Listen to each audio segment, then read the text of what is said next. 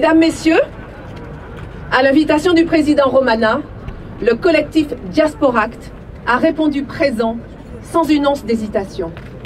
C'est d'alors, au nom du collectif d'actrices pour nos droits civiques, que je m'exprime ce 23 mai 2018.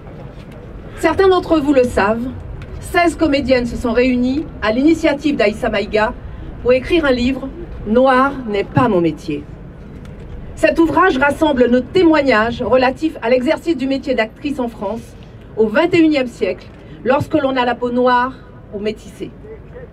Ce texte fait un zoom sur cet imaginaire français, héritier des pires périodes de l'histoire. Cet imaginaire terrifiant reste non seulement ancré dans le cinéma, mais est nourri par le cinéma lui-même, en offrant des rôles d'un autre temps aux actrices noires françaises d'aujourd'hui. En 2018, il est plus que temps de bousculer le monde du cinéma, de l'inviter à représenter la société dans son ensemble, à inclure les visages qui sont les nôtres, ceux de son histoire, pour les mettre dans ses histoires sur grand écran. Il est urgent, dans le contexte actuel, que le cinéma dépasse les assignations et les caricatures.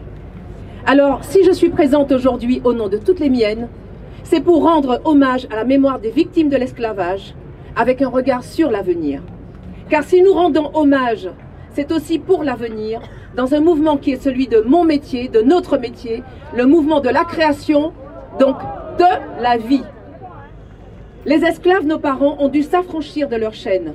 Or, certaines séquelles de ces chaînes sont encore actives, malgré l'immense travail qui a été réalisé par l'association de M. Romana, malgré la loi historique de reconnaissance de l'esclavage comme crime contre l'humanité. Il reste des chaînes, des murs, des frontières et des cloisons intolérables pour notre pays. En tant qu'artistes, nous avons une responsabilité, de faire vivre la loi Taubira dans les consciences, de poursuivre l'émancipation vers un affranchissement réel, pour nous projeter vers l'écriture d'une histoire où nous sommes égaux, libres, créatifs, mais sans jamais oublier.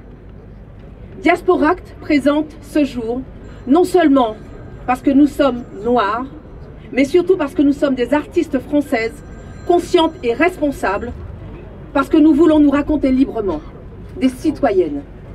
L'art est un levier d'une puissance fabuleuse pour faire bouger les lignes et les mentalités. L'art est aussi un levier pour toute forme de propagande et de repli identitaire. Le cinéma ne doit plus se replier sur une fausse image de la France, ni véhiculer une image des Noirs dangereuse pour tous et pour toutes. Le cinéma est là pour créer de nouveaux horizons, promouvoir toutes les forces qui font que la France est le pays des Lumières et de la liberté.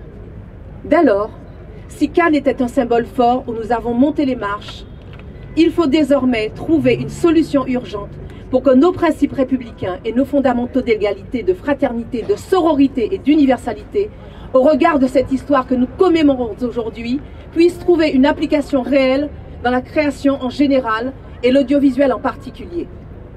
Les invitations à une représentation plus juste de la diversité française, les incitations à des récits véritablement inclusifs doivent devenir la norme. Quota ou financement dédié, le débat doit avoir lieu.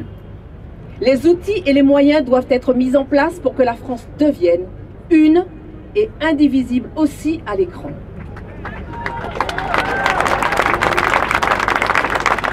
Pour faire bouger un inconscient collectif depuis trop longtemps figé, et si le mot quota écorche les oreilles de la République, alors on va en inventer un qui rassemble comme il a été fait pour la parité homme-femme, mais faisons-le, car nous avons trop longtemps cru à cette égalité réelle, déjà prévue dans la Constitution, et tout avance trop lentement. Les pas de fourmis et les miettes ne nous suffisent plus.